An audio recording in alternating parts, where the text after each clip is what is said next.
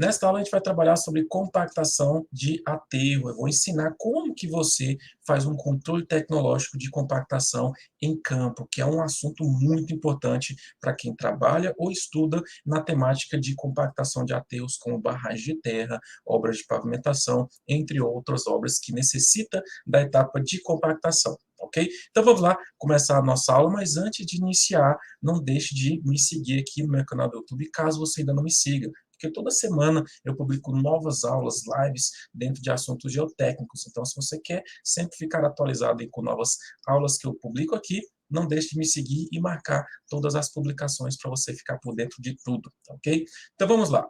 Em primeiro lugar, o primeiro ponto, vamos dizer assim, que você tem que entender é o seguinte: quais formas de realizar o controle tecnológico de compactação? Por que eu digo isso? Porque não tem apenas uma forma, tem diversos ensaios, diversos critérios que a gente utiliza para fazer esse bom controle tecnológico, que nada mais é do que a verificação se uma determinada camada foi bem compactada. Então, esse é o primeiro ponto, vamos dizer assim, o ponto de partida que você tem que já deixar, já tem que estar esclarecido quando você estiver trabalhando ou estudando nessa temática. E nós temos os seguintes, vamos dizer, os principais ensaios e metodologia para fazer esse controle tecnológico, que são quais? O primeiro é o ensaio para verificar o peso específico aparente seco em campo, o chamado ensaio de frasco de areia. Ele subsidia, ele auxilia no controle tecnológico. Eu vou explicar daqui a pouco de que maneira. Tá? Continuando, outra forma é o ensaio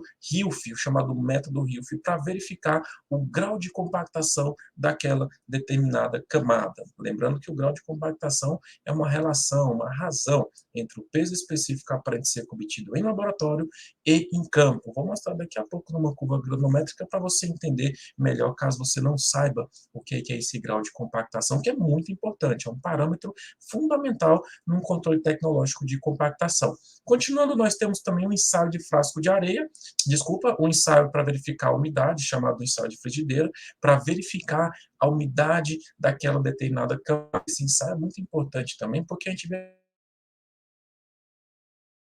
obtida naquela camada em relação à umidade ótima obtida em laboratório, que também é um parâmetro fundamental. Tanto que quando você vai ver, por exemplo, alguma especificação de projeto, ou enquanto você estiver estudando sobre esse tema, vai aparecer lá, por exemplo, a umidade pode variar mais ou menos 2% da umidade ótima. Então, nesse caso, este ensaio, esse terceiro tópico, o ensaio da frigideira, ele auxilia neste quesito. E, por último, mas não menos importante, o chamado aterro experimental, que é justamente nesse tipo de, nessa forma de análise de compactação de aterro que a gente vai estudar sobre controle tecnológico. Então, vamos lá.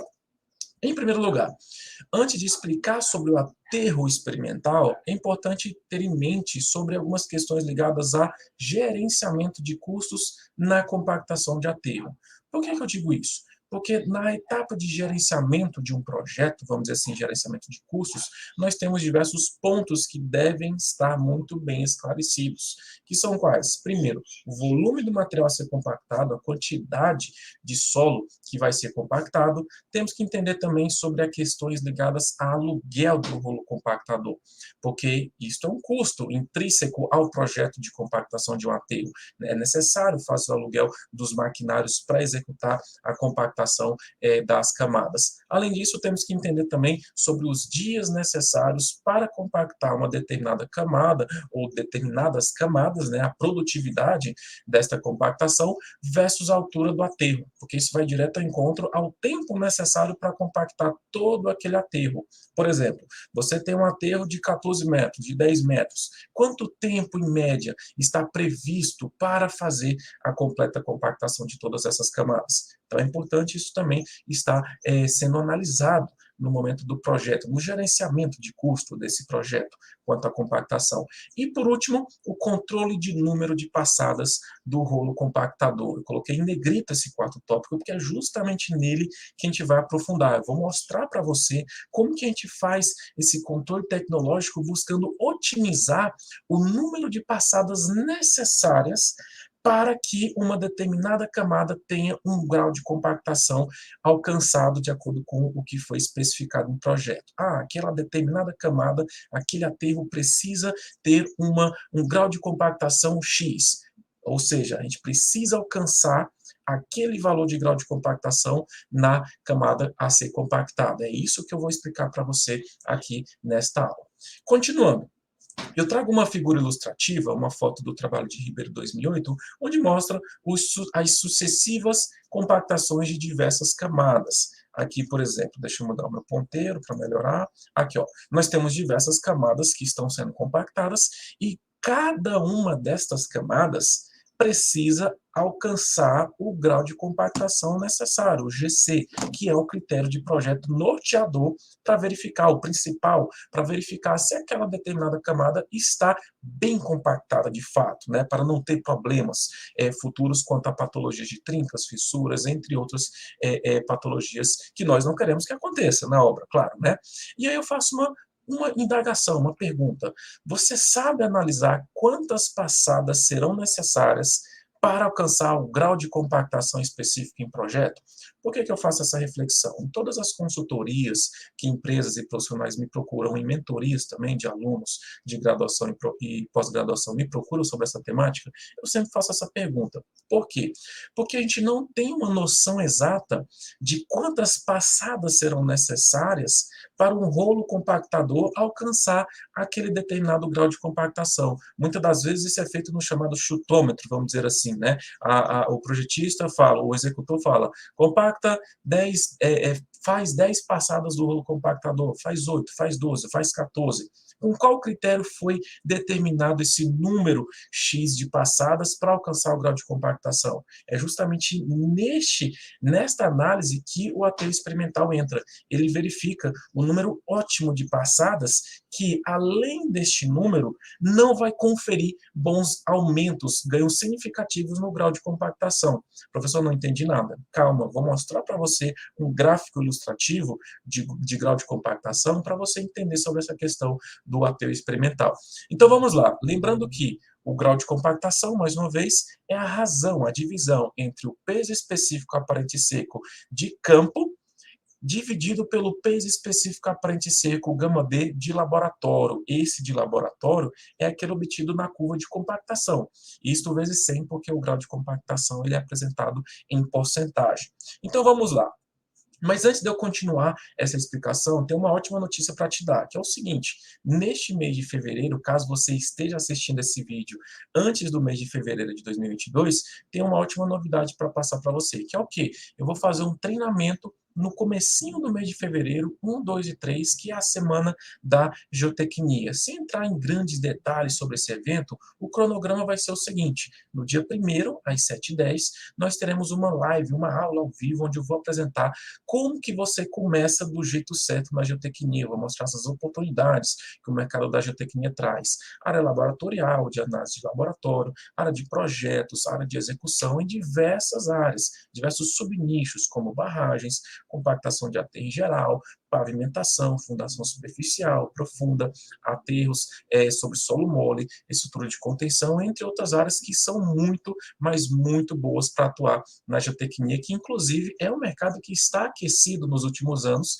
e em 2022 não vai ser diferente, muito por conta de, infelizmente, está acontecendo muitas tragédias que envolvem projetos e execução de aterros, taludes, barragens de terra que estão que estão rompendo. Então, essas rupturas, essas tragédias estão fazendo com que o mercado veja com outros olhos profissionais da geotecnia. Então, a procura está muito grande. É aquela questão, quem está se capacitando, quem está capacitado, vai, obviamente, ter mais oportunidades no mercado. Então, essa live vai ser justamente para isso. No segundo dia, na live 2, eu vou trazer com o assunto investigação de campo e laboratório para projetos geotécnicos. Eu vou apresentar para você os principais ensaios de laboratório e de campo que subsidiam projetos geotécnicos, estes que eu citei para você anteriormente. E na terceira e última live, eu vou apresentar sobre os projetos geotécnicos propriamente dito, equações, nas estabilidades, o que você precisa saber para atuar na área de projetos. Então, nós teremos essas 3 aulas, que é um treinamento na Semana da Geotecnia. Cada aula vai ter de 2 a 3 horas, muito conteúdo técnico eu vou trazer para você. E a inscrição é muito simples, ela se encontra aqui na descrição desse vídeo, é só você clicar que você já vai ser direcionado para a página de inscrição. O evento, inclusive, é online e gratuito, 100% online e gratuito. Não deixe de participar, ok? Então vamos lá, voltando sobre essa questão do grau de compactação, que é a relação entre o γ-D de campo e o γ-D de laboratório. Isso vezes 100, porque é em porcentagem. Observe essa curva de compactação. Caso você ainda não tenha muito conhecimento sobre a curva de compactação, pode ser que você não tenha, este pico da curva, ele nos traz 2 parâmetros importantes, que é o γ-D máximo, o máximo específico aparente seco do material, e a umidade ótima, a umidade que confere essa maior densidade. E esse valor aqui é esse γ-D de laboratório, ou seja, observe uma aplicação prática aqui de um ensaio de laboratório, que é a compactação do solo, aplicado no quê? No controle tecnológico de uma compactação de um aterro, para uma pavimentação, para uma barragem de terra, entre outros aterros compactados. E aí, continuando, estas inúmeras camadas que estão sendo compactadas, elas precisam ter o grau de compactação mínimo, que geralmente ele permeia ali em 95%, ou seja, essa relação entre o γ-D de campo e o γ-D de laboratório vezes 100 tem que ser de pelo menos 95%, ou seja, o γ-D de campo tem que alcançar o máximo possível o valor de laboratório. Às vezes esse valor pode, por exemplo, ultrapassar 100, 101%, 102%. Não é um problema quando passa dos 100%. O problema é quando é muito abaixo do valor especificado. Por exemplo, vamos supor que seja alcançado 93% um grau de compactação e o mínimo seja de 95%. Eu já tive uma consultoria, por exemplo, com a engenheira Semila, ela mora no Nordeste, em que ela era responsável por fazer justamente o controle tecnológico da compactação de um aterro. Ela entrou em contato comigo e falou: Eduardo, eu estou precisando de uma consultoria por conta da empresa, ela necessitar fazer esse controle, e eu não sei como que faz isso. Aí eu expliquei os tipos de ensaios, expliquei também sobre esse aterro experimental, porque o que estava acontecendo? Lá as camadas estavam sendo compactadas e não estava sendo feito esse controle tecnológico. Já tinham sido executadas umas 2 ou 3 camadas, não me lembro agora de cabeça, mas aí eu falei para ela, refaz essas camadas, recompacta, verifica essa questão do grau de compactação, para que vocês, a equipe técnica, fiquem seguras quanto à questão da camada ter sido de fato bem compactada. E aí foi isso que foi feito. Ela entrou em contato com a equipe, falou para refazer a compactação, porque as camadas, por exemplo, de baixo não tinham sido feito esse controle tecnológico de compactação, a partir do grau de compactação. Mas aí, voltando, vamos lá, sobre a questão do aterro experimental. A gente tem um gráfico muito legal que o Souza Pinto traz, que é o seguinte: ele explica a relação entre o número de passadas versus o grau de compactação. O que isso quer dizer? Ele apresenta, de acordo com diversos tipos de solo, não me lembro de onde é que esse solo, acho que é de São Paulo, ele cita no livro, que é esse aqui, ó, um livro muito bom, inclusive, para você adquirir, curso básico de mecânica dos solos, um livro muito bom, envolvendo a geotecnia, que ele explica o seguinte: o número de passadas ótimo, em que acima deste valor não irá conferir um aumento significativo no grau de compactação. Por exemplo, observe esta curva mais de baixo aqui, essa curva inferior. Nós temos 2, 3, 4, 5, 6, 7, 8, 9, 10 passadas. Nesse caso, foi observado uma faixa de número de passadas de 2 a 8. Observe que de 2 passadas até 4 tem um aumento substancial no GC, no grau de compactação. Ele sai de 92% para aproximadamente 97%. E observe que depois de 4 passadas, aumentar o número de passadas para 5, 6 até 8 passadas, não tem um ganho significativo no aumento do grau de compactação. Então, observe que com o número de passadas igual a 4 e 8, observando essa relação, o aumento é quase nulo no ganho de grau de compactação. Então, verifique o seguinte: imagine uma situação hipotética em que tenha um aterro de 10 metros.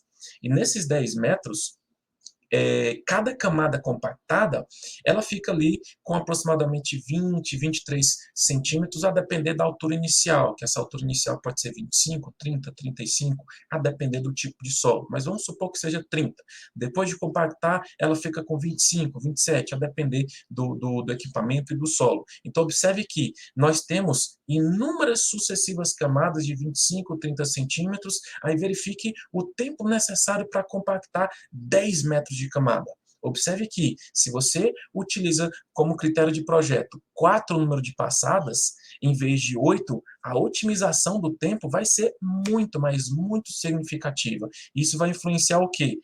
Aluguel de equipamento, dias necessários para realizar essa compactação. Então, observe que tudo isso vai direto ao encontro aos custos, o que é um dos principais objetivos na engenharia, né? Segurança e custo. A gente precisa aliar a segurança com os custos. E aqui é justamente isso que um aterro experimental traz. Ele alia uma otimização quanto à segurança do projeto, um ótimo grau de compactação que tem que ser alcançado, versus economia na obra. Então, observe que, nesse caso aqui dessa primeira curva, 4 passadas e 8 não tem muita diferença. Então, o aterro experimental ele traz justamente isso. Mas você precisa entender que cada camada compactada, nós temos diversas passadas, né? 4, 6, 8. Nesse caso aqui, analisando essa primeira curva, nós temos o seguinte: foram feitas 2 passadas do rolo compactador, fez análise do grau de compactação, seja, por exemplo, do método de Hilfe ou do frasco de areia para verificar o peso específico de campo.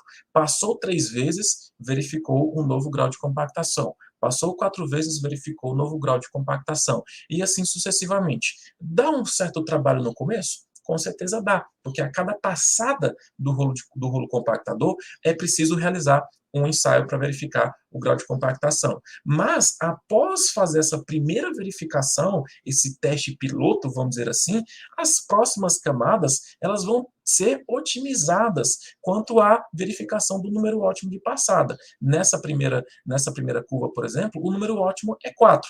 Ou seja, se não tivesse feito esse controle, esse AT experimental para verificar essa questão do número ótimo de passadas, a gente não teria como saber o número de passadas. Simplesmente iria no chutômetro. Não, faz aí 6, 8, 10. Mas imagina só que o número poderia ser reduzido a metade, o que é uma diferença substancial que envolve tanto questões ligadas a custo quanto a segurança. Segurança o quê? Vamos supor que o grau de compactação mínimo é de 95%. Observe que os 95% alcançou com o número de passadas 4, o que não foi alcançado com 2 ou 3, por exemplo. Na verdade, com 3 foi alcançado, mas vamos colocar aqui com 4. Aí, agora observe a segunda curva. A segunda curva, observe que 2 até 5 passadas, nós temos um aumento substancial, de 95 para 99, de 95 para 99. Depois dessa quinta passada, não tem uma diferença substancial. Então, para esse segundo solo aqui, nós temos um número ótimo de passada de 5, em que além desse número, não é necessário fazer mais passadas do rolo compactador. Foi especificado em projeto que naquela camada, naquele solo, com aquele rolo compactador, necessita de 5 passadas. Não precisa mais do que isso. Otimizou o projeto tanto em questões ligadas à segurança, quanto a questões ligadas a custo. Da mesma forma, a outra curva, tá ok? Então, foi isso, essa nossa aula aqui sobre compactação de aterro, como analisar o controle tecnológico na compactação. Se você gostou, mais uma vez, não deixe de seguir o meu canal aqui do YouTube, dá um joinha que ajuda demais a mais pessoas assistirem esta aula, ganhar esse conhecimento técnico, alunos e profissionais, e também o meu canal do Instagram. Eu tenho um canal profissional, onde eu faço publicações todas as semanas, diariamente, sobre a área da engenharia civil. O meu canal está aqui na descrição do vídeo. Se você tem interesse, me siga lá, que vai ser um prazer você me acompanhar e eu trazer conteúdo técnico para você também no Instagram, beleza? Então é isso, um grande abraço e até a próxima aula.